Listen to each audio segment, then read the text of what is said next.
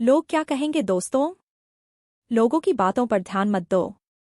जितने लोग हैं उतनी बातें होती रहेंगी। हम इस दुनिया में सभी को खुश नहीं कर सकते। तो आप अपने आज में खुश रहें, अपने प्रेजेंट टाइम्स में खुश रहें। आइए इसे एक छोटी सी कहानी के माध्यम से समझते हैं। यह कहानी एक बूढ़े व्यक्ति और उसके बेटे के बारे में है, जो एक छोटे से राज्य में रहते थे और जंगल की लकड़ी को बेचकर अपना गुजारा करते थे। बूढ़े व्यक्ति के पास एक सुंदर सफेद घोड़ा था और पूरे राज्य में आसपास के राज्यों में भी इतना सुंदर घोड़ा किसी के पास भी नहीं था। कई अमीर लोगों ने उस घोड़े को खरीदने की कोशिश की और राज्य का राजा भी उस घोड़े को खरीदने चाहता था। लेकिन बूढ़े व्यक्ति ने हमेशा कहा कि यह घोड़ा उसके परिवार का सदस्य है और वह इसे कभी नहीं बेचेगा। एक दिन जब बूढ़ा आदमी और उसका बेटा रात में सो रहे थे तो उनका सफेद घोड़ा गायब हो गया। बूढ़े आदमी ने हर जगह खोज की, लेकिन उसे घोड़ा नहीं मिला। राज्य के लोग बातें करने लगे कि घोड़ा चोरी हो गया है और बूढ़े व्यक्ति ने उसे पहले ही राजा को बेच देना चाहिए था। लेकिन बूढ़े व्यक्ति ने सिर्फ इतना कहा, जो कुछ भी है सब ठीक है। कुछ महीने बाद एक रात एक बूढ़ा आदमी अपने घर के दरवाजे पर अकेला बैठा था। तभी अचानक उसका सफेद घोड़ा वापस आ गया। लेकिन यह अकेला नहीं था, उसके साथ एक दर्जन और जंगली घोड़े भी थे। फिर अगली सुबह यह खबर पूरे राज्य में जंगल की आग की तरह फैल गई। अब उस बूढ़े व्यक्ति को एक बड़ा घोड़ा व्यापार करने का मौका मिला। लोग इकट्ठा होने लगे और उस बूढ़े व्यक्ति ने कहा, आप सही थे, घोड़े का जाना कोई दुर्भाग्य नहीं था, यह तो आपके लिए एक वरदान साबित हुआ है। अब आपके पास एक नहीं, दर्जनों और घोड़े हैं। आपकी किस्मत अब बदल चुकी है। अब आप घोड़ों के व्यापारी बन सकते हैं। वह बूढ़ा आदमी शांत रहा और कहा, सच तो यह है कि घोड़े के साथ दर्जनों और घोड़े आ गए हैं। जो कुछ भी हो सब ठीक है। आगे जो होगा देखा जाएगा।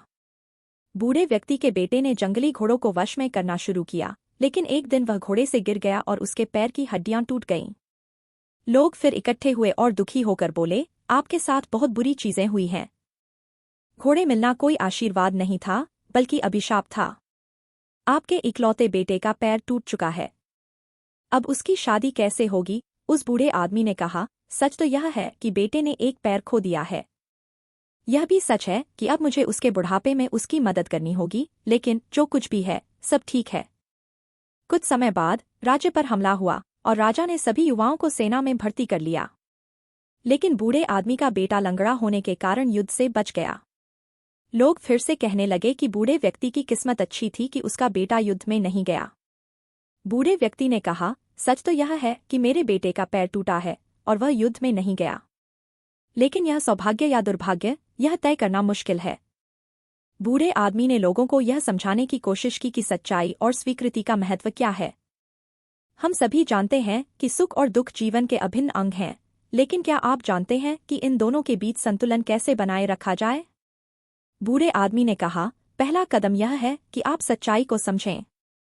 सच्चाई यह है कि आपके बेटे मातृभूमि की सेवा करने गए हैं। यह आपकी इच्छा नहीं थी, लेकिन फिर भी वे चले गए।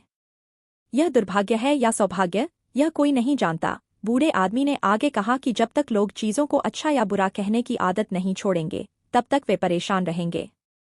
बूढ़े आदमी ने कहा कि हमें भाग्य की देखभाल करने की कोई आवश्यकता नहीं है।